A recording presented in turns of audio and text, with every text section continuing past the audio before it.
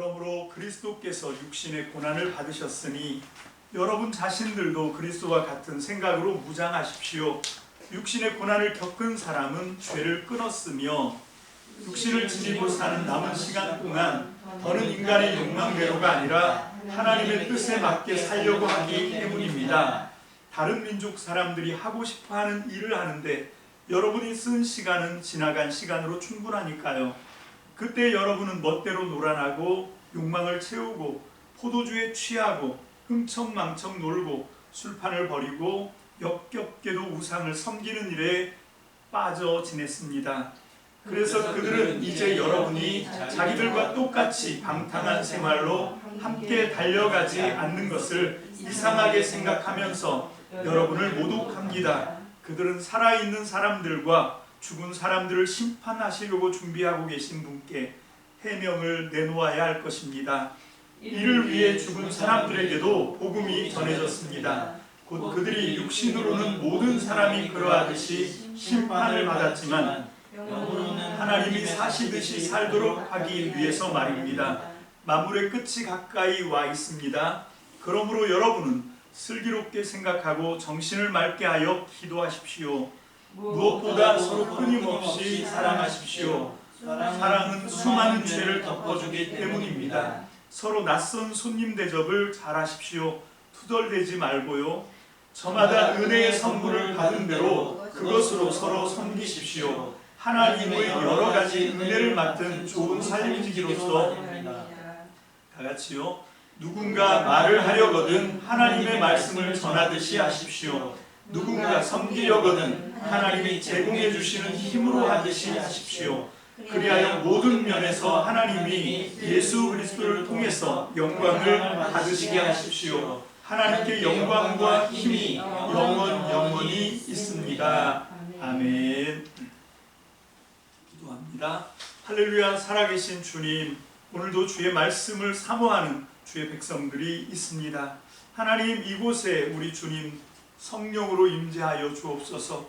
이곳에 충만한 하나님의 임재가 하나님 말씀을 증거하는 저와 말씀을 받는 모든 귀한 성도님들에게 하나님 함께하게 하여 주셔서 하나님의 임재의 기운 가운데 오늘 우리의 영이 살아나게 하시고 하나님 우리의 영이 하나님의 말씀으로 만족함을 누리게 축복하여 주옵소서. 그리하여 아버지 하나님, 올 때는 피곤하고 지친 육신을 끌고 왔지만 돌아갈 때는 기쁨으로 넘치는 하나님 새 영으로 하나님 세상과 맞서 싸울 수 있는 넉넉한 은혜를 받은 주의 백성들로 풍성한 은혜로 돌아가게 하여 주옵소서. 오늘도 주님 말씀 가운데 운행하여 주실 성령의 역사를 기대합니다. 각 사람의 심령 가운데 하나님의 능력의 말씀이 선포될 수 있도록 주님 역사하여 주옵소서. 전폭을 주의 말씀께 의지합니다. 감사드리고 예수님 이름으로 축복하며 기도합니다. 아멘. 이제 오늘 이 베드로전서 4장, 베드로전서 5장까지 있죠. 거의 이제 막바지를 향해서 지금 말씀이 가고 있는데 오늘 4장 1절 말씀은 그러므로로 시작을 합니다. 그러므로 그리스도께서 육신의 고난을 받으셨으니 여러분 자신들도 그리스도와 같은 생각으로 무장하십시오. 육신의 고난을 겪은 사람은 죄를 끊었으며 라고 이 운을 떼고 있어요. 여러분 여기 보면 이게 아마 어쩌면 베드로 사도의 말 습관인 것 같아요. 베드로 사도는 말을 할 때 무슨 말을 많이 쓰냐면 그러므로 라고 하는 말을 굉장히 많이 씁니다. 이 짧은 베드로전서 5장만 해도 10번이 넘어요. 그러므로가. 이 그러므로가 이게 이 헬라어로 운인데 접속사지요. 앞의 내용의 결론으로 이제 이 중요한 이야기를 하기 전에 사용하는 접속사인데 이게 지금 아마 그 상황이 어떤 상황이냐면 베드로가 이거를 구술을 하고 이것을 실루아노가 받아서 기록하고 있습니다. 그게 이제 베드로전서 5장 12절에 그 소개를 하고 있어요. 한번 보겠습니다. 베드로전서 5장 12절입니다. 시작. 내가 신실한 형제로 아는 실루아노로 말미암아 너희에게 간단히 써서 권하고 이것이 하나님의 참된 은혜임을 증언하노니 너희는 이 은혜에 굳게 서라. 자, 여기 이제 전문 대필가 실루아노라고 하는 사람이 있어서 이 사람에게 이제 베드로가 이렇게 불러주면 받아 쓰는 거지. 물론 이게 문맹이 아닌, 그러니까 글씨를 쓸 수 있는 사람도 대필을 씁니다. 왜 그런가 하면 이 사람은 작은 글씨를 쓰는 전문가거든요. 이 요즘이야 종이가 많고 싸기도 하고 굳이 또 종이에다 안 쓰고 요즘은 전부 이 컴퓨터 화면이나 아니면 패드나 핸드폰 이런 데다가 글씨를 쓸 수 있으니 야 진짜 이게 얼마나 기가 막힌 일입니까? 옛날 사람들은요 여기 글씨 한번 쓰려면 지금 여기 나오는 베드로가 사용했던 건 분명히 파피루스일 겁니다. 근데 이 파피루스도 굉장히 비싸요. 아마 이만한 이 베드로전서 같은 이걸 쓰려고 하면 거의 집 한 채 값을 드려야 된다 이런 얘기를 하더라고요. 그 정도로 이게 굉장히 값비싸기 때문에 이 종이 만드는데도 굉장히 공이 많이 들어가고 그래서 이 파피루스를 이게 갖다가 이렇게 쓴다는 게 이게 쉬운 일이 아니었다라고 해요. 그래서 거기다가 이렇게 큰 글자를 써버리면 낭비죠. 그래서 전문으로 세필 아주 작은 글씨를 정교하게 잘 써서 비록 작게 쓰지만 누구나 다 알아볼 수 있는 그런 전문가들이 있습니다. 여기 실루아노 같은 사람이죠. 그래서 이제 그 사람을 데려다가 불러주면서 아마 이걸 받아 썼을 것 같아요. 자, 오늘 그렇게 이제 배경을 우리가 보고 여기 굉장히 중요한 낱말이 저는 그리스도와 같은 생각으로 무장하라 라고 하는 말씀입니다. 개역 개정에는 뭐라고 되어 있냐면 너희도 같은 마음으로 갑옷을 입어라 이렇게 얘기하니까 너희라고 하는 여러 사람들이 있는데 그 사람들이 서로 한 마음이 되어라 이런 뜻으로도 우리가 오해할 수 있어요. 근데 주어가 이 맨 앞에 있죠. 개역 개정 성경에도 맨 앞에 1절에 여기 그러므로 운이 분명히 원어에 있는데 이걸 이제 생략을 했습니다. 그러므로를 아마 이 번역하시는 분도 베드로의 말 습관 이게 좀 지겨웠는지 하여튼 그러므로를 생략하고 뭐로 시작하냐면 그리스도께서 이게 주어예요. 그리스도가 이미 육체의 고난을 받으셨다. 그러니 너희도 같은 마음으로 갑옷을 입어라. 그러니까 여기서 이 생략이 됐지만 그리스도가 여기 함께 있는 거죠. 그리스도의 마음입니다. 그래서 그걸 이제 우리 새 한글 성경은 정확하게 번역을 했지요. 여러분 자신들도 그리스도와 같은 생각으로 무장하십시오. 여러분이 무장한다는 건 갑옷을 입는 건데 그게 내 몸에다 매는 거거든요. 왜 매냐면 이건 내 몸이 아니에요. 그러니까 이 생각은 예수님의 마음은 저절로 나오는 게 아닙니다. 이건 어떻게 해야 되냐면 부단히 붙들어 매야 되는 거예요. 갑옷을 입듯 그냥 그것을 부단히 나에게 착용을 해야 되는 거지요. 무장을 해야 된다는 것입니다. 우리가 여기 또 중요한 단어가 뭐냐면 육신의 고난을 받았다라고 하는 거예요. 이게 2번 반복되는데 앞부분에서 그리스도께서 육신의 고난을 받으셨다 이렇게 나오고 뒤에 보면 그 사이에 중요한 말 여러분도 자신들도 그리스도와 같은 생각으로 무장하십시오 라고 나오고 그리고 이제 육신의 고난을 겪은 사람은 뭐예요? 죄를 끊었다 이렇게 말씀하고 있습니다. 자, 이게 이제 2절하고 연결이 되면 2절에 보면 육신을 입고 육신을 지니고 사는 남은 시간 동안에 더는 인간의 욕망대로가 아니라 하나님의 뜻에 맞게 살게 하기 위해서 그랬다는 거예요. 여러분 이게 죄는 육신과 관련이 굉장히 깊습니다.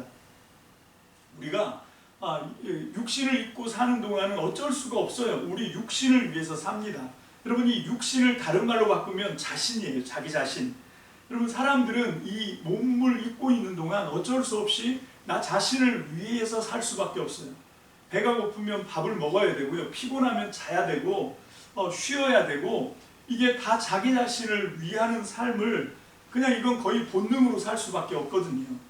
자, 그런데 그게 뭐와 대척을 이루고 있냐면 2절을 다 같이 한번 4장 2절 새한글 성경으로 다 같이 봅니다. 시작. 육신을 지니고 사는 남은 시간 동안 더는 인간의 욕망대로가 아니라 하나님의 뜻에 맞게 살려고 하기 때문입니다. 아멘. 자, 이제 육신의 고난을 겪어야 죄가 끊어진다라고 설명을 하고 여기 보면 인간의 욕망대로 살면 안 되고 하나님의 뜻에 맞게 살기 위해서 어떻게 해야 돼요? 육신을 입고 사는 그런 사람처럼 자연스럽게 욕망을 따라 살면 안 된다는 거예요. 여러분, 이게 죄입니다. 여러분, 나중에 뒤에 가면 이제 또 반복이 되겠지만 미리 얘기를 하면 6절에 그 얘기가 나와요. 6절에 5절과 6절을 대비하고 있는데 5절은 살아있는 사람 얘기가 나오고 6절은 죽어있는 사람 얘기가 나오거든요. 여러분, 뭐가 살고 죽음을 결정하냐면 이 로마서 8장 13절 먼저 한번 보겠습니다. 로마서 8장 13절입니다. 시작. 너희가 육신대로 살면 반드시 죽을 것이로되 영으로서 몸의 행실을 죽이면 살리니. 자, 이렇게 말씀을 하고 있거든요. 여러분, 이게 내가 육신을 입고 있는 동안에는 어쩔 수 없이 나 자신의 욕망대로 살아갈 수밖에 없다. 그게 이제 피곤하면 쉬어야 되고 배고프면 먹어야 되고 졸리면 자야 되고 그렇게 나 자신을 위해서 살 수밖에 없게 되는데, 그리스도가 우리 인간 욕망대로 사는 이게 왜 죄냐면 이게 하나님이 지으신 하나님의 것이기 때문에 우리 존재는 하나님을 위해서 살아야 되는데, 근데 육신을 입고 살다가 보니까 거기다가 선악을 아는 그런 이 주관이 나에게 주장이 있게 되다 보니까 어떤 일이 벌어지냐면 하나님을 위해서 살아야 되는데 나를 위해서 사는 거예요. 여러분, 우리가 착각하시면 안 돼요. 정확하게 성경을 이런 관점이 아니면 이게 성경을 제대로 이해할 수가 없거든요. 성경은 하나님과 마귀가 갈등하는 그런 구조가 아닙니다. 하나님의 뜻대로 사는 것의 반대가 마귀의 뜻대로, 사탄의 뜻대로 사는 것이 아니라, 여러분, 그 대척점에 누가 있냐면 마귀가 아니라 내가 있는 거예요. 나 자신이 있는 겁니다. 하나님의 뜻대로 살고 나 자신의 뜻대로 살고가 서로 충돌하는 거거든요. 여러분, 우리는 육신을 입고 있는 동안에는 어쩔 수 없이 욕망의 지배를 받고 욕망대로 살 수밖에 없는데, 그런데 예수님이 육신의 고난을 받으시고 그분이 조금 전에 우리 성찬했던 것처럼 우리와 함께 연합을 했습니다. 그래서 우리는 그리스도를 통해서 어떻게 살 수 있게 되냐면 하나님의 뜻을 받들어 살 수 있게 되는 거예요. 육신을 입고 있는 동안에도 불구하고 말입니다. 여러분, 이건 거의 기적 같은 거예요. 육신을 입고 살면서 하나님의 뜻에 준행한다. 이거 굉장히 어려운 일이거든요.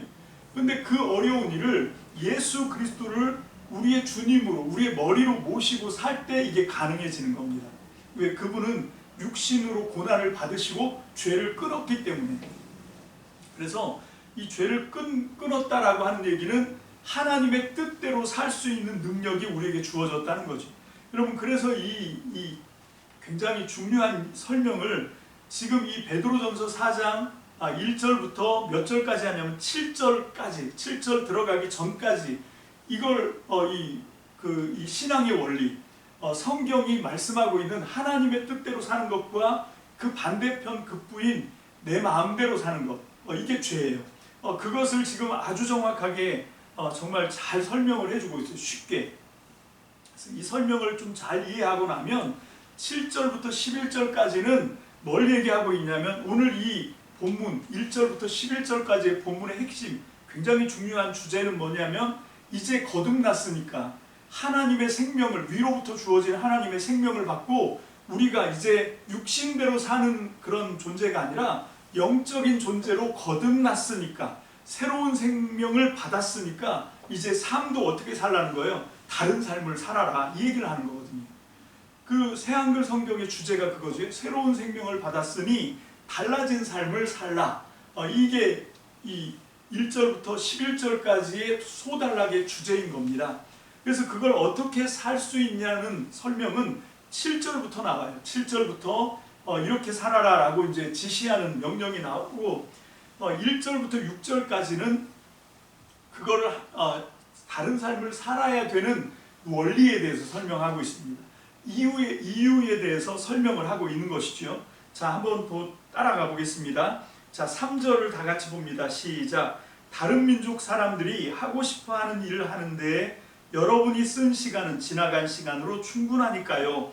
그때 여러분은 멋대로 놀아나고 욕망을 채우고 포도주에 취하고 흥청망청 놀고 술판을 버리고 역겹게도 우상 섬기는 일에 빠져 지냈습니다.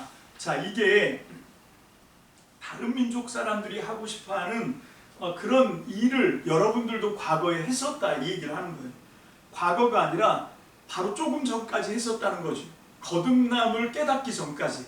그런데 이제 위로부터 주어진 생명 예수 그리스도를 믿고 그 믿음을 보시고 하나님이 성령 안에서 우리를 거듭나게 하십니다. 영적인 존재로 거듭나게 하시거든요. 그렇게 해서 새 생명을 얻은 이제 이거를 니고데모 같은 굉장히 유대 학자 랍비 굉장히 똑똑한 공부를 많이 하신 분인데도 성경을 많이 하시는 분인데도 요한복음 3장에서 예수님을 만났을 때 니고데모조차도 이해하지 못한 게 거듭남이에요. 예수님이 그렇게 말씀하시거든요. 거듭나지 않고는 하나님 나라를 들어갈 수 없다. 그러니까 니고데모가 뭐라고 얘기하냐면 아니 내가 지금 이렇게 늙었는데 이 니고데모가 늙었으면 어머님은 아마 이 세상에 존재하지도 않았을 겁니다. 그러니까 이렇게 나이가 많고 늙었는데 다시 우리 어머니 모태 그 태중에 들어갔다가 또 태어나야 된단 말입니까? 또 태어나라 이렇게 얘기하니까 그러니까 예수님이 가르쳐 주시죠. 거듭나지 않으면 근데 어떻게 거듭나냐면 물과 성령으로 거듭나지 않으면 하나님 나라를 들어가는 것조차 들어가는 거는 둘째치고 볼 수조차 없다 이렇게 말씀하시는 게 요한복음 3장에 나오는 말씀이잖아요. 여러분 이게 거듭남에 대해서 사람들이 이해를 하기가 참 많이 힘듭니다. 이게 거듭남이 어떤 거냐 오늘 이 설명을 통해서 자세히 이해를 하고 여러분들이 이걸 제대로 이해를 해야 그 다음에 우리가 기도를 하든 말씀을 읽든 또 순종을 하든 어떤 것들을 하든 그것이 왜 그렇게 해야 되는지가 갈피를 분명히 잡게 되는 거예요. 그 이유를 내가 분명히 알게 되는 거지. 알고 순종하는 것과 모르고 순종하는 것은 그게 능력에서 차이가 납니다. 모르고 할 때는 의미를 모르니까 이걸 왜 해야 되는지 까닭을 모르니까 조금만 어려움이 닥치거나 환난을 당하면 금세 포기하게 됩니다. 근데 이게 성경에서 지금 우리에게 설명해 주고 있는 이 영적인 원리, 성경적인 원리를 우리가 제대로 알게 되면 우리는 어떤 역경과 어떤 방해를 만나더라도 그것에 꺾이지 않고 포기하지 않고 뚫고 나가게 되는 거지. 끝까지 지속할 수 있는 그런 힘과 능력을 얻게 될 줄로 믿습니다. 아멘. 그래서 여기 3절에 보면 이 방금 전까지 거듭남에 대해서 우리가 인식하기 전까지 우리도 어떻게 살았냐면 이 다른 민족 이 세상의 모든 전반들이 살아가는 대로 살았어요. 그거를 어떻게 지금 설명하고 있냐? 사람이 자기 하고 싶은 대로 산다는 거예요. 여기 다른 민족 사람들이 하고 싶어 하는 일을 하는데 이게 이렇게 번역이 됐지만 원어에 보면 자기가 하고 싶은 일을 하는 거예요. 자기 마음대로 하는 거지. 여러분 이게 이제 5절 6절에 가면 이게 살아있는 것과 죽어있는 것을 판가름하는 겁니다. 여러분 내 마음대로 사는 건 사는 것 같지만 사실은 죽는 거예요. 죽은 거예요. 그런데 그게 아니라 내 마음이 아니라 주님의 뜻에 붙들려서 주님의 뜻대로 이끌림을 받고 주님의 뜻대로 살아가면 그게 사는 겁니다. 성경은 그 두 가지를 지금 대비시키고 있어요. 자 여기 보면 다른 민족이 사람들이 그렇게 일반적으로 자기 마음대로 사는 사람들은 어떻게 사냐 멋대로 놀아나고 욕망을 채우고 포도주에 취하고 흥청망청 놀고 술판을 벌리고 그리고 이제 결론적으로 무슨 얘기하냐면 우상을 섬기는 일에 빠져서 지낸다 이렇게 얘기하거든요. 여러분 우상 숭배가 여기서는 가장 핵심 단어라고 생각이 되는데 여러분 우상 숭배의 본질이 뭔지 아십니까? 우상은 어떤 신도 아닌 가짜 신을 섬기거나 아니면 하나님을 섬겨야 되는데 다른 신을 섬기거나 우리는 흔히 그걸 우상이라고 생각하는데 그거는 우상의 겉모습입니다. 여러분 우상의 핵심, 우상의 본질은 뭐냐면 나를 섬기는 게 우상의 핵심이에요. 여러분 왜 우상을 믿습니까? 왜 하나님을 믿는 대신 다른 어떤 신을 내가 꾸며서 만든 신이기도 하고 없는데 가짜로 만든 신이기도 하고 그 모든 것의 본질은 뭐냐면 그 욕망이 닿는 데는 뭐가 있냐면 나를 위해서 믿는 거예요. 그 우상에게 내가 그 정성을 들이거나 아니면 뭘 하는 모든 목적이 다 어디에 있냐면 내가 잘 되는 거예요. 내가 출세하고 내가 잘 먹고 잘 살고 이 우한에서 벗어나고 전부 자기 자신을 섬기는 게 핵심입니다. 여러분, 이게 죄의 핵심인 거예요. 하나님을 섬겨야 되는데 하나님은 제껴버리고 내가 하나님 자리에 서서 나를 섬기는 것, 그게 우상 숭배의 핵심입니다. 그러니까 결국 여기 3절에서 쭉 나열하고 있는 건 전부 나를 섬기는 행위인 거죠.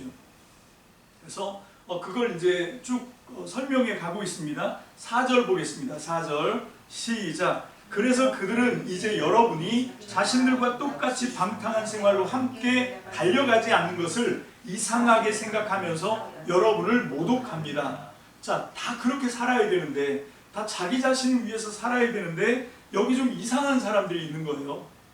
나를 위해서 살지 않고 보이지도 않고 잡히지도 않는 하나님을 위해서 산다고 하고, 근데 그게 이렇게 보니까 자기 자신을 위해서 사는 게 아니라 남을 위해서 사는 거예요.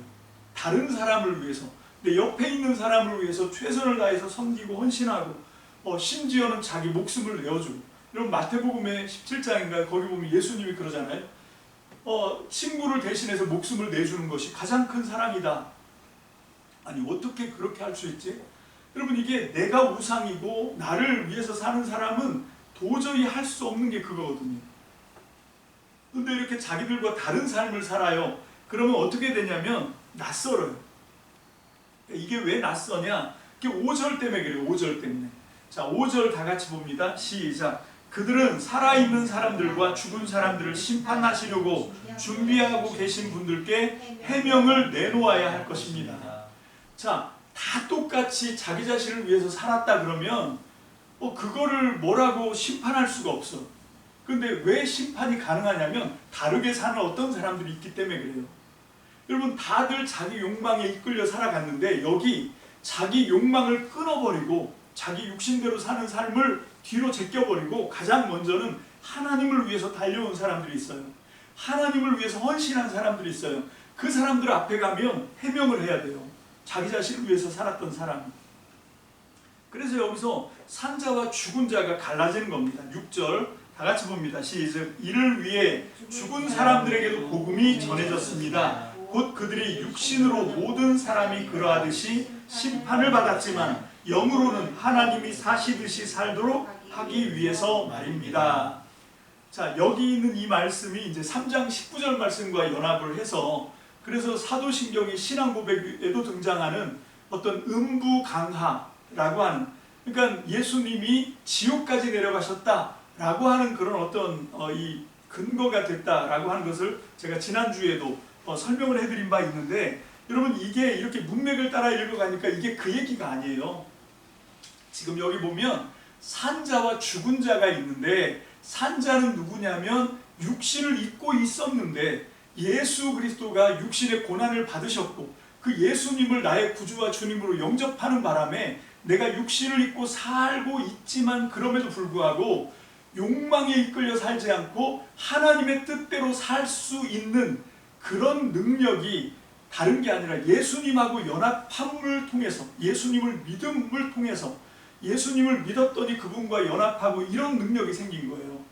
이제 더 이상 죄에 끌려다니지 않고 죄를 끊고 돌아서서 하나님의 뜻을 받들어 내가 비록 육신 가운데 육신을 입고 있는 중에도 그렇게 살 수 있는 사람이 되었다는 거지. 이렇게 되니까, 이렇게 이 죄에서 벗어나게 되니까 죄 중에 있는 사람들이 이제 어떻게 됩니까? 이게 명암 효과라 그러지요. 여러분, 이게 그 어둠이 배경이 됐을 때 빛이 더 찬란한 법이거든요. 이게 그 뭐라 그러죠? 무대 배경 같이. 이 죄 있는 사람들이 이 죄에서 벗어난, 그래서 하나님의 뜻대로 사는 사람들을 이렇게 돋보이게 하는 거예요. 여러분, 그것과 함께 그 죄에서 벗어나서 하나님의 뜻을 받들고 사는 사람들의 삶이 이 죄 속에 빠져 있는 사람들을 고발하는 겁니다. 이 사람들의 죄를 발각해 내게 되는 거예요. 그래서 여기서 산자와 죽은 자가 갈라지는 겁니다. 이 마지막에 이제 하나님의 심판대 앞에 서는데 그때 이걸 해명해야 되는 거예요. 여러분, 이게 어떤 효과인가 하면, 이렇게 죽은 사람, 여기서 죽은 사람이라고 하는 것은 욕망대로 따라 사는 사람이에요. 우상 숭배하는 사람입니다. 자기 자신을 위해서 사는 사람을 지금 여기서 죽은 자라고 얘기하는 겁니다. 아까 우리가 읽었던 로마서 8장 13절에 육신대로 살면 반드시 죽고 여기 뭐 자연적인 어떤 생물학적인 죽음을 얘기하고, 그래서 그 죽어서 이제 땅 속에 육체는 묻히고 영은 지옥에 떨어졌고, 그래서 그 영에게 가서 예수님 복음을 전했다. 뭐 이런 이제 이 베드로 이 4장 6절을 그렇게 해석하면서 사도신경에까지 이 뭐 들어오고, 천주교에서는 이걸 갖고 연옥교리가 나오고 뭐 이렇게 난리법석을 떨었지만, 이 문맥을 따라가면 그 얘기가 아닌 거예요. 로마서 8장 13절을 기준으로 육신대로 살면 죽은 자고, 육신을 끊고 어떻게 해요? 하나님을 위해서 살 때 이게 영으로 육을 그 로마서에 보면 영으로서 몸의 행실을 죽이면 산 자다, 이렇게 얘기하고 있는 거거든요. 지금 베드로전서는 5절에 산자 얘기를 하고 있고, 그 살아있는 사람과 죽은 사람을 심판하는 그런 얘기가 나오고, 6절에서는 그렇게 해서 죽은 자로 규정된 그 사람들이 이 산자들의 행실을 통해서 뭘 충격을 받는 거죠. 자극을 받는 겁니다. 아, 저렇게도 사는구나 하고 자극을 받고 어떻게 해야 되는 거지? 자기들이 살던 그 사망으로 치닫는 삶을 포기하고 그 사람들과 함께 생명의 길로 갈 수 있는 그런 길을 여는 것, 그걸 지금 얘기하고 있는 거예요. 여러분, 그것이 하나님의 뜻이고 그것이 예수님께서 바라시는 바다라고 말씀하고 있는 거죠. 자, 그런 의미에서 5절과 6절을 다시 한번 연결해서 읽어봅니다. 시작. 그들은 살아있는 사람들과 죽은 사람들을 심판하시려고 준비하고 계신 분께 해명을 내놓아야 할 것입니다.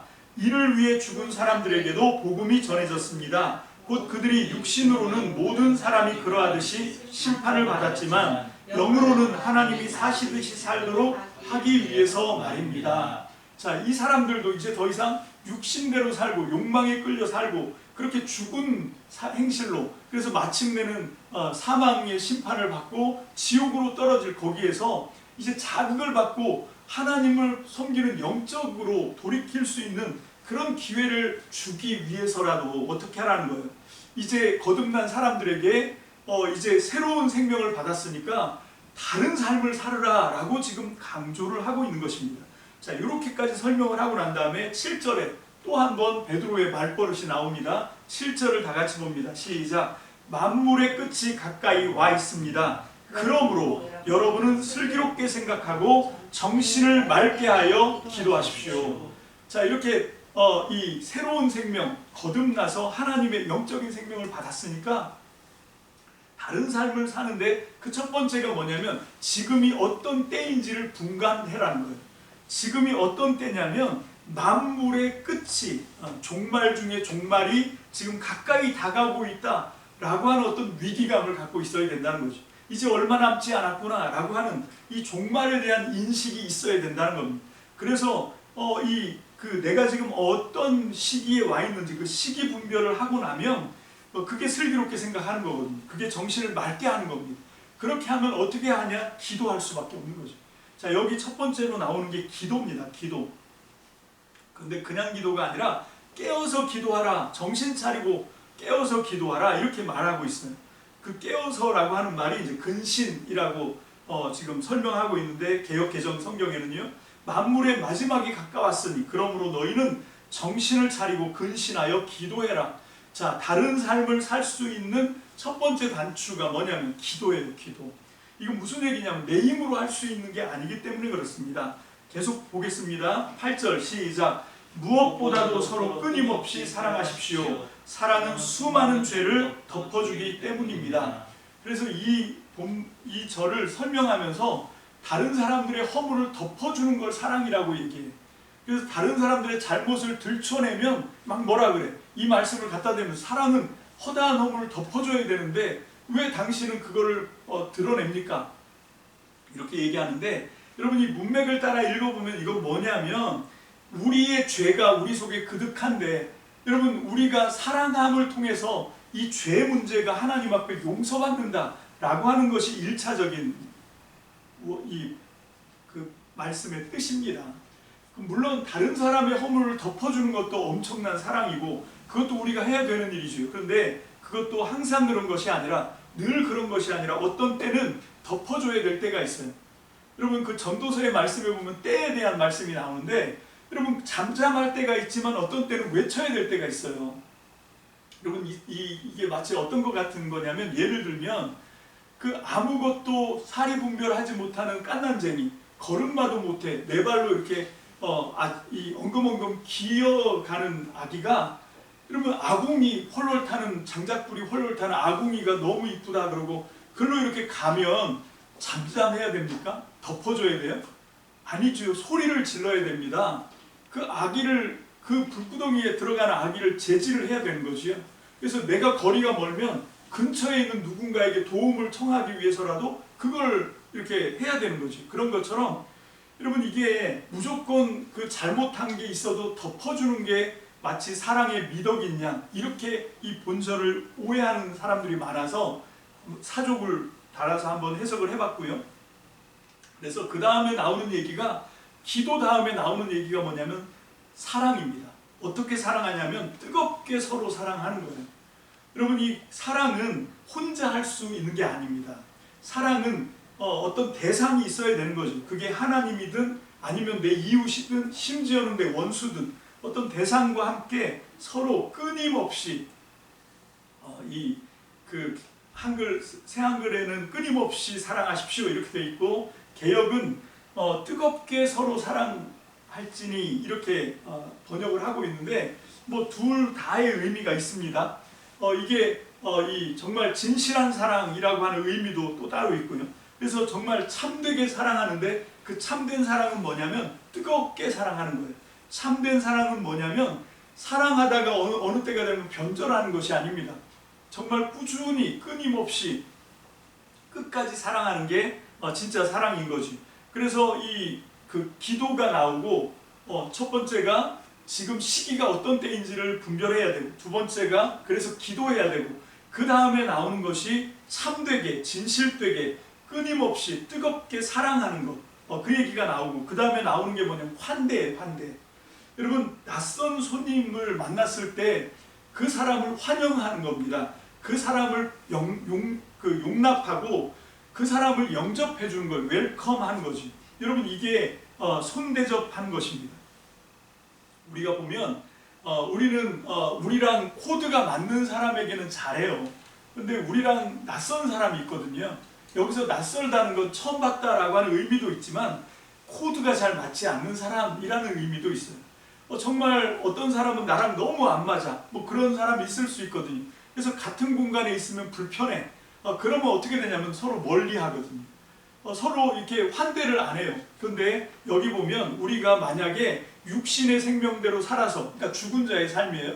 그래서 욕망에 끌리는 대로 살고 나 자신을 위해서 내 마음대로 사는 거다 그러면 낯을 가려야 돼요. 그런 사람들하고는 관계를 끊어야 돼. 그게 맞는데, 그게 아니라 이제 우리가 거듭났어요. 하나님의 생명이 위로부터 우리에게 주어져서 우리가 영으로, 물과 성령으로 거듭났어. 그러면 어떻게 해야 되냐? 다르게 살아야 돼요. 어떻게? 그렇게 낯선 사람도, 낯선 손님도 환대를 해야 된다 라고 하는 거예요. 원망하지 말고, 투덜대지 말고, 투덜댈 수밖에 없죠. 다르니까. 난 이렇게 했는데 그쪽에서 알아주지 못할 때가 있거든요. 섭섭하죠. 그럼 투덜댈 수 있는데 그러지 말라는 거예요. 왜? 우리는 거듭났기 때문에. 아까 이 말씀은 또 어디랑 연결되냐면 5절, 6절과 연결됩니다. 그렇게 우리가 이 7절부터 주신 말씀에 잘 우리가 순종하고 잘 이걸 적용을 했을 때 그 죽은 자들에게 영향력이 가는 거거든요. 그 사람들이 충격을 받는 거예요. 야, 저렇게도 사는구나. 저렇게 사는 것이 훨씬 더 좋아 보이네. 훨씬 더 매력 있는데 하면 그 육신대로 사는 삶에서 턴할 수 있는 거죠. 돌이킬 수 있는 것입니다. 자, 그 다음에 10절을 다 같이 봅니다. 시작. 저마다 은혜의 선물을 받은 대로 그것으로 서로 섬기십시오. 하나님의 여러 가지 은혜를 맡은 좋은 살림지기로서 말입니다. 자, 이게 보면 각 사람마다 은사가 달라요. 잘하는 게 있거든요. 그렇지만 약점도 있어요. 많은 사람들이 일평생을 자기에게 없는 것을 선망하면서 자기 인생을 다 낭비를 해버려요. 그러지 말라는 거예요. 여러분, 저마다 자기에게 주신 은사, 그 받은 은혜를 활용해야지. 나에게 없는 것, 남에게는 너무 있어. 그걸 너무 부러워해요. 뭐 그렇죠. 나에게는 없으니까 다른 사람들에게 있는 그것을 부러워하는 걸로 세월을 다 보내면 안 된다는 거죠. 여러분, 하나님이 나에게 분명히 주신 은혜가 있거든요. 은사가 있단 말입니다. 그것을 개발을 해야 돼요. 그것을 찾아내야 됩니다. 내가 어떤 부분에서 잘하는지, 강점이 있는지, 나에게 없는 것을 막 억지로 구하고 그거를 흉내내고 그것처럼 부차한 삶이 없어요. 그게 외식입니다. 여러분, 그냥 나는 나대로 사는 거예요. 나는 나대로. 하나님이 나에게만 주신 특별한 은사가 있거든요. 그 은혜를 개발하고 그 선물을, 그것을 가지고 섬기는 데 쓰라. 사랑하는 데 쓰라. 여기 이 섬김의 대상은 뭡니까? 원수일 수 있어요. 낯선 손님이라고 하는 말을 여러분 마태복음식으로 하면 마태복음 5장에 나와 있는 원수를 사랑하라 라고 하는 것이 낯선 손님인 거예요. 그렇게 해서 섬길 때 정말 하나님이 나에게 주신 그 은사, 은혜를 개발해서 선한 살림을 맡은 살림지기처럼 그렇게 최선을 다해서 뭘 하냐면 서로 섬기는 걸 하라는 거예요. 이게 서로 사랑, 뜨겁게 서로 사랑해라, 끊임없이 서로 사랑해라, 다 연결되는 말씀입니다. 11절을 다 같이 봅니다. 시작. 누군가 말을 하려거든 하나님의 말씀을 전하듯이 하십시오. 누군가 섬기려거든 하나님이 제공해 주시는 힘으로 하듯이 하십시오. 그리하여 모든 면에서 하나님이 예수 그리스도를 통해서 영광을 받으시게 하십시오. 하나님께 영광과 힘이 영원히 있습니다. 아멘. 자, 이렇게 이제 한 단락이 끊어지는데, 여기 지금 7절부터 구체적인 적용, 구체적인 지시의 말씀을 베드로가 쭉 늘어놓고 있거든요. 자, 그런데 이것을 다시 한번 굉장히 중요한 어떤 이 정신, 굉장히 중요한 기본이 뭐냐면, 말을 하든 아니면 섬기든 하나님을 의식하면서 하라는 거예요. 하나님에게 말씀을 하듯, 하나님의 말씀을 전하듯, 그렇게 다른 사람과 이야기할 때 항상 우리가 하나님을 의식하고 하나님 앞에서 하는 것처럼, 여러분 이 말씀 통해서 뭐가 나왔냐면 코람데오라고 하는 라틴어가 나와요. 여러분, 코람데오가 뭐냐면 하나님의 얼굴 앞에서라고 하는 뜻입니다. 하나님의 존재 앞에서. 그 십계명에도 보면 내 앞에 다른 신을 두지 말아라 이런 말씀이 나올 때 그 내 앞에라고 하는 그 히브리 말이 뭐냐면 하나님 얼굴 앞에라고 하는 뜻이래요. 이게 우리가 어떤 사람에게 할 때 그것을 하나님이 지켜보고 계신다라고 하는 걸 의식하고 하는 것과 그걸 의식하지 않고 하는 것 되게 차이가 있습니다. 여러분, 여기 군대 갔다 오신 남자분들은 아주 잘 이해를 하는 게 있는데 참 신기해요. 남자들이 예비군복만 입혀놓으면 이 마음의 무장이 막 해제가 되더라고요. 요즘은 이 젠틀해져서 안 그런데 예전에 저가 예비군 훈련 받고 뭐 이럴 때 보면 멀쩡하던 사람들이 그 군복, 얼룩 그 예비군복 입잖아요. 그리고 예비군 훈련 오면 모자부터 삐딱하게 써요. 그리고 단추를 막 끌러. 그리고 총을 절대 들고 가는 법이 없어. 이렇게 질질 끌고 가. 참 신기하더라고. 그 복장 하나가 사람을 그렇게 바꿔요.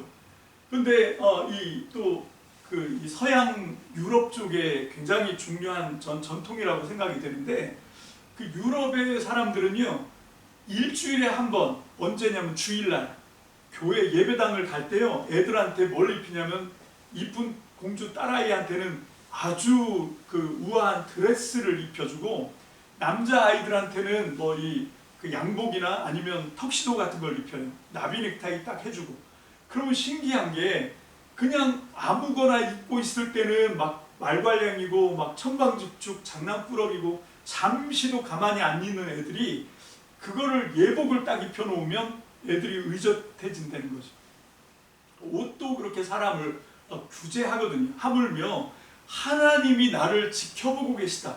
내가 지금 하나님 앞에서 말을 하고 하나님 앞에서 섬기고 있다 라고 하는 의식을 우리가 정신을 차리고 깨워서 딱 하게 되면 달라지는 거지. 함부로 어떤 말도 함부로 할 수 없고 함부로 행동을 할 수 없고, 지금 그 얘기를 하고 있는 거예요. 누군가 말을 하려거든 하나님의 말씀을 전하듯이 하십시오. 누군가 섬기려거든 하나님이 제공해 주시는 힘으로 하듯이 하십시오. 자, 여기 개역개정에서는 누군가 말하려면 하나님이 말씀하는 것 같이 하고 누군가 봉사하려면 하나님이 공급하시는 힘으로 하는 것 같이 하라. 자, 이렇게 하는 것이 결국 결론이 뭐냐면 예수님을 통해서 하나님이 영광을 받으시는 것이다 라고 얘기하는 거예요.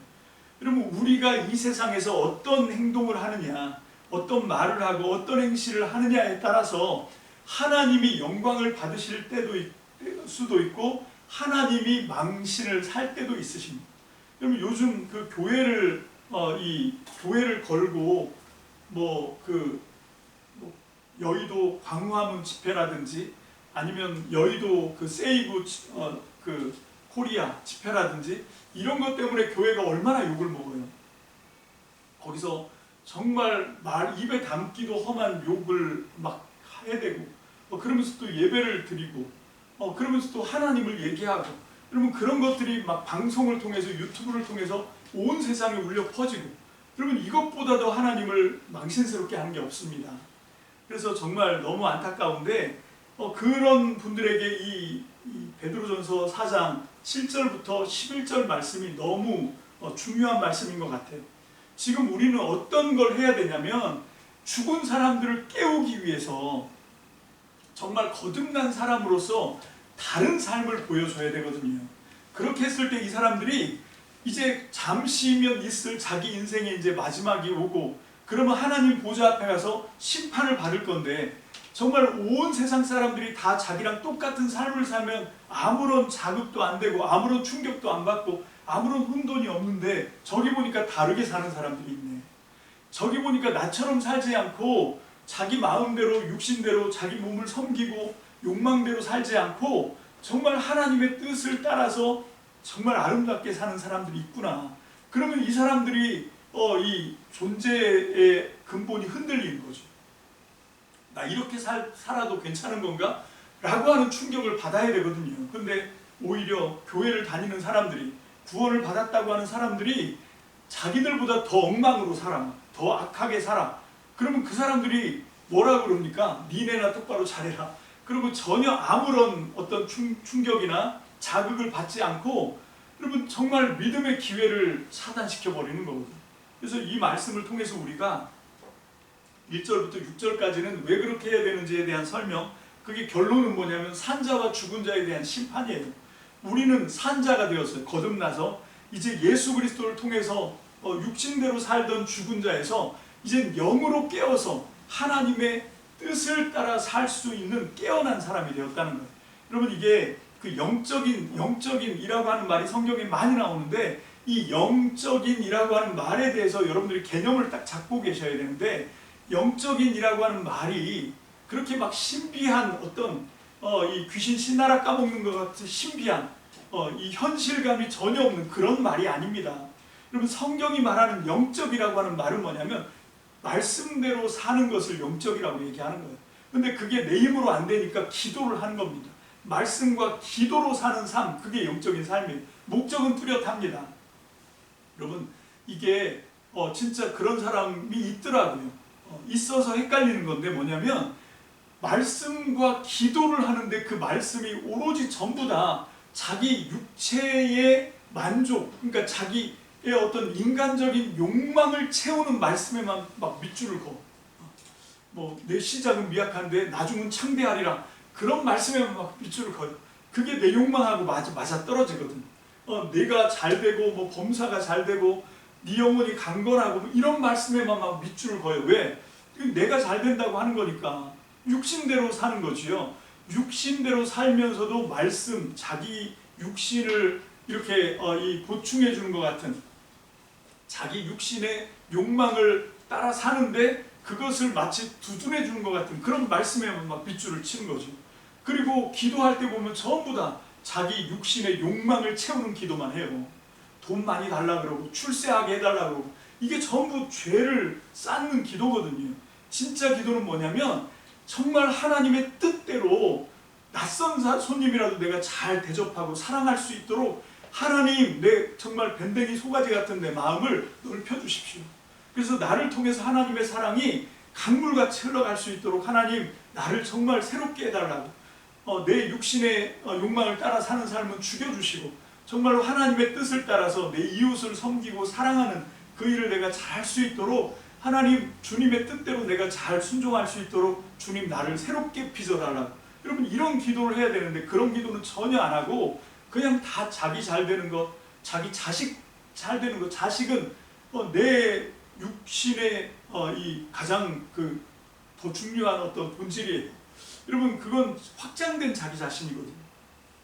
그래서 다 자기 울타리 안에 있는 사람들을 위해서만 기도하고 여러분 이렇게 하는 삶이 전혀 충격을 주지 않습니다. 세상에 전혀 빛과 소금이 되지 않아요. 여러분 지금 이 베드로전서의 말씀은 뭐냐? 이제 우리는 거듭난 사람이라는 거죠. 육신대로 따라 사는 사람, 이 사람은 육체의 사람, 죽은 사람인데 우리는 이제 영으로 거듭났어요. 말씀과 기도로 거듭났어요.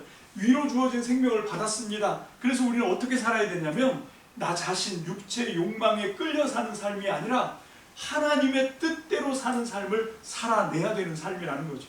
여러분 그렇게 했을 때 그렇게 사는 사람이 산 사람이고 자기 육체의 욕망에 끌려서 육신을 입고 있기 때문에 그렇게 살아가는 게 죽은 사람인데 그 죽은 사람들을 흔들어 깨울 수 있는 게 거듭난 사람이 새롭게 다른 삶을 사는 거예요. 정말로 본보기가 되는 거죠. 보이지 않는 하나님을 드러내는 삶을 사는 겁니다. 그렇게 했을 때 믿지 않는 사람들이 충격을 받아요. 저 사람을 보니까 진짜 저렇게 사는 것도 있네 하고 이제 처음엔 낯설게 생각을 하다가 근데 사절에서는 모독을 한다 그러죠. 힘들게 합니다. 왜 너는 그렇게 이상하게 사냐? 우리처럼 자기 자신을 위해서 살아야지, 욕망대로 살아야지, 이게 세상 삶이지 하고 이제 우리를 방해하기도 하지만 그런데 마지막 심판대에 가서 해명을 해야 되니까 이렇게 하다간 위태하겠는데 그런 경각심을 느낄 수 있도록 다르게 살아야 된다는 거예요. 그게 지금 베드로전서 4장 1절로 11절까지 말씀의 결론입니다. 왜 우리가 다른 삶을 살아야 되느냐? 첫 번째 이유, 거듭났기 때문에. 우린 더 이상 육체의 생명으로만 사는 사람이 아니라 거듭난 사람이기 때문에. 여러분 이게 굉장히 유명한 기독교 격언인데요. 우리 교회에서 쭉 내려오던 그런 어떤 신조의 격언입니다. 뭐냐면 2번 태어나면 한 번만 죽어요. 근데 한 번만 태어나면 반드시 2번 죽게 돼 있습니다. 여러분 이 첫 번째 죽음은 육신의 죽음이거든요. 이건 다 똑같아요. 거듭난 사람이나 예수 믿고 거듭난 사람도 죽어요. 육신으로. 여러분 다 똑같은 죽음, 공통의 죽음은 육신의 죽음입니다. 근데 거듭난 사람, 2번 태어난 사람이죠. 육으로 한 번 나고 그 다음에 위로부터 주어진 하나님의 생명으로 물과 성령으로 거듭나게 되면 2번 태어나게 되면 한 번만 죽어요. 육체의 죽음만 죽습니다. 두 번째 죽음은 뭐냐면 영원한 지옥으로 떨어지는 죽음이에요. 영원한 죽음을, 영원한 사망, 그 죽음을 우리는 모면하는 거지. 여러분 이게 정말 끔찍한 겁니다. 그래서 우리가 그렇게 아직 죽어있는 사람, 그걸 이제 죽어있다라고 하거든요. 영원한 죽음이 그냥 놓여있는 사람이에요. 육체의 죽음뿐만 아니라 육체로 죽고 나면 심판을 받고 영원한 죽음으로 떨어질 그 사람들이 우리의 선한 행실을 통해서 자극을 받고 돌이킬 수 있도록 우리가 하나님을 믿는 믿음의 삶을 더 아름답게, 더 온전하게, 더 참되게 진행해 가야 될 줄로 믿습니다. 그래서 세상 모든 사람들이 하나님 나라를 소망하고 영원한 생명, 부활이신 예수 그리스도를 통해서 하나님의 영원한 생명 안에 안식을 누릴 수 있도록 저와 여러분들이 더 열심히 부지런히 하나님의 말씀을 쫓아 영적인 삶을 살아가는, 다른 삶을 살아가는 거듭난 성도들이 다 되시기를 주님의 이름으로 축복합니다. 기도하겠습니다. 할렐루야. 살아계신 주님 감사합니다. 오늘 베드로 사도는 이제 고통을 눈앞에 두고 있는, 이제 잠시 후면 정말 비참한 현실이 그렇게 다가오는 그런 상황 속에서도 정말 그것에 어떤 굴하지 않고 그것을 모면하거나 피하는 얘기를 하는 것이 아니라 그 세상을 정면으로 뒤집어 엎는 그런 하나님 나라의 본질을 가지고 승부를 내고 있습니다. 하나님 오늘 주신 말씀도 우리가 정말 혼탁한 이 시대에 꼭 새겨들어야 할 하나님의 말씀이라고 확신합니다. 하나님, 우리가 정말 이 한 세상 어떻게 잘 먹고 잘 살고 행복할까, 거기에 빠져 있지 않게 하시고 우리가 이 말씀에 온전히 순종해서 정말로 아직까지도 하나님의 나라를 알지 못하고 영적으로 거듭나지 못한 많은 믿지 않는 사람들에게 우리의 선한 삶을 통해서, 우리의 다른 삶을 통해서 저들에게 영원한 생명의 복음의 진리가 흘러갈 수 있는 하나님 거룩한 생명의 통로가 다 되게 주님 축복해 주시옵소서. 감사를 드립니다. 예수님 이름으로 감사하며 기도합니다. 아멘.